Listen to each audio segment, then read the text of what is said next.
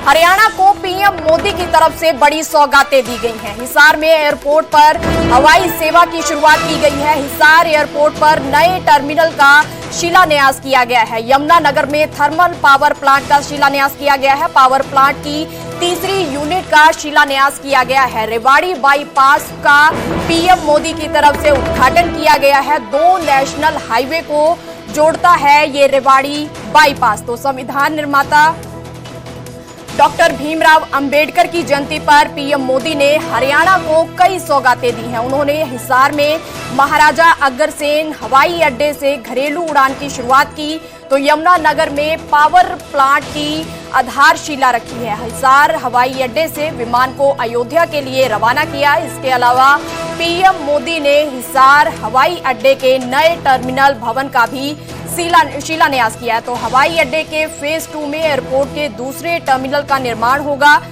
इसके निर्माण पर लगभग 413 करोड़ रुपए की लागत आएगी। तो इस चरण का कार्य 17 अप्रैल 2027 तक पूरा होने का अनुमान लगाया गया है। वहीं यमुनानगर में पीएम ने जिस पावर प्लांट की आधारशिला रखी है उसकी क्षमता 800 मेगावाट बताई जा रही है। वहीं यमुनानगर में पीएम मोदी ने जिस पावर प्लांट की शिलान्यास रखी है उसकी कई खासियत है।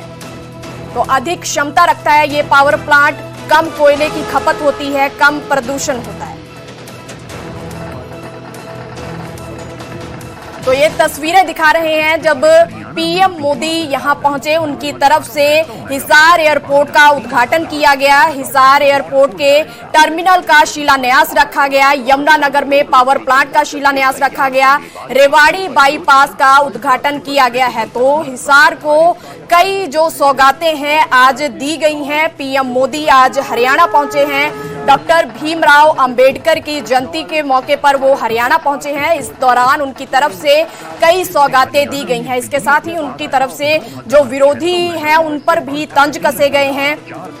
तो ये तस्वीरें दिखा रहे हैं जहां पीएम मोदी की तरफ से हरियाणा को बड़ी सौगातें दी गई हैं। उन्होंने कहा है कि जो हमने वादे किए हैं उसको पूरा किया जा रहा है। जो वादे हरियाणा की सरकार की तरफ से किए गए थे उसको पूरा करने की तरफ केंद्र सरकार, हरियाणा सरकार पूरी तरह से वचनबद्ध है। जिससे हरियाणा में बिजली उत्पादन 2600 मेगावाट से बढ़कर 3400 मेगावाट हो जाएगा। 8500 करोड़ रुपए की लागत से तैयार। प्रधानमंत्री नरेंद्र मोदी आज हरियाणा के दौरे पर हैं, जहां पीएम का शानदार स्वागत किया गया। अब आपको तस्वीरें दिखाते हैं जिसमें पीएम को हरियाणा की गेहूं की फसल और गुलाब से स्वागत किया गया। हिसार में गेहूं की बल्लियों के साथ गुलाब से पीएम मोदी का स्वागत किया गया। वहीं यमुनानगर में गेहूं की बल्लियों से पीएम का स्वागत किया गया है। तो गेहूं जहां हरियाणा की प्रमुख फसल है, वहीं गुलाब बीजेपी का चुनाव चिन्ह भी है। इसीलिए इस प्रतीक का बीजेपी और पीएम मोदी के लिए खास महत्व है। हिसार में पीएम ने हरियाणवी बोलकर सबका मन मोह लिया। हमारे हरियाणा के धाकड़ लोगों ने राम राम ठाडे जवान, ठाडे खिलाड़ी और ठाडा भाईचारा यो से हरियाणा की पहचान।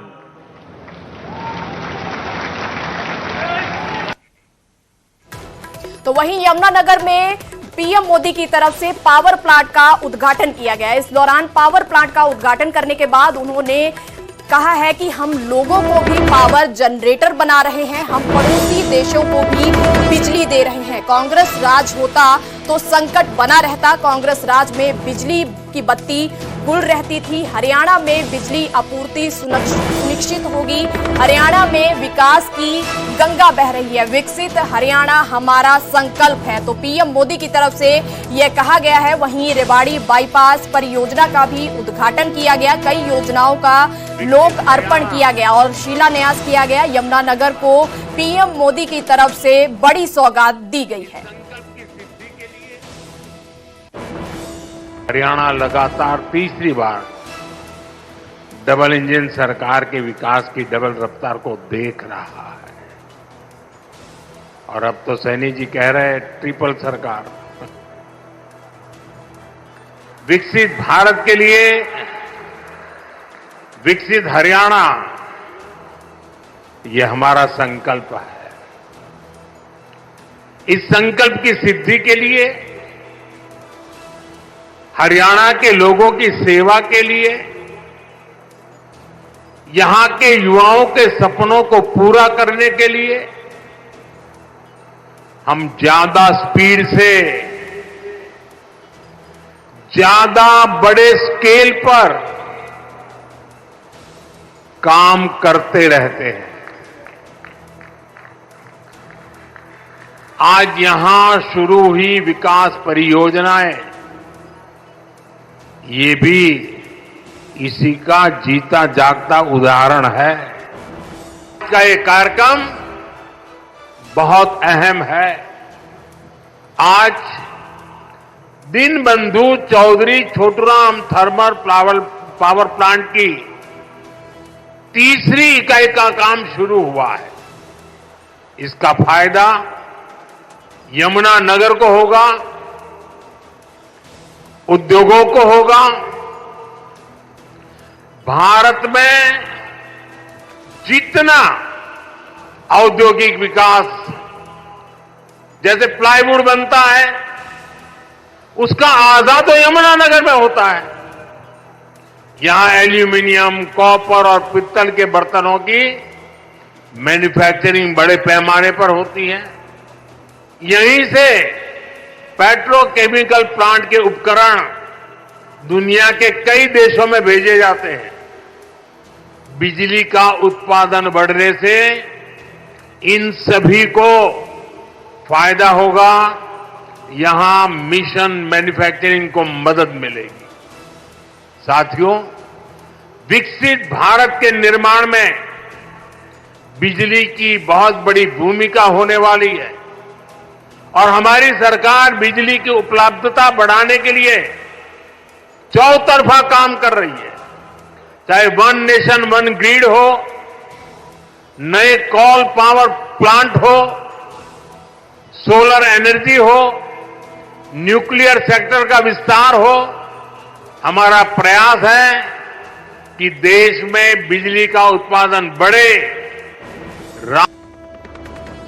पीएम ने वक्फ को लेकर कांग्रेस पर हमला बोला है। कांग्रेस पर संविधान की भावना के खिलवाड़ करने के आरोप लगाए हैं। कांग्रेस ने संविधान की भावना से खिलवाड़ किया है। तो पीएम मोदी की तरफ से एक बार फिर से वक्फ के कानून को लेकर कांग्रेस पर हमला बोला गया है। उन्होंने कहा है कि कांग्रेस ने मुस्लिमों का भला नहीं किया है, मुस्लिमों से हमदर्दी तो अध्यक्ष क्यों नहीं बनाया जाता। उनकी तरफ से यह कहा गया है कि अगर कांग्रेस को मुसलमानों से हमदर्दी है तो मुस्लिमों से जो है उनको अध्यक्ष क्यों नहीं बनाया जा रहा है। कांग्रेस ने मुस्लिम अध्यक्ष अभी तक क्यों नहीं बनाया है। कांग्रेस ने वक्फ के संविधान के ऊपर यह बयान दिया है। साथ ही उपस्थित है केंद्रीय कांग्रेस ने वक्फ में संशोधन वोट के लिए हरियाणा सरकार में माननीय मंत्री श्री विपुल गोयल जी, कृष्ण कुमार बेदी जी और रणवीर गंगवा तो जी। पीएम मोदी आज हरियाणा पहुंचे थे, तो इस दौरान उनकी तरफ से वक्फ के कानून में आनन फानन संशोधन कर दिया ताकि चुनाव में वोट पा सके। वोट बैंक को खुश करने के लिए इस कानून को ऐसा बना दिया कि बाबा साहब आंबेडकर के संविधान की ऐसी की तैसी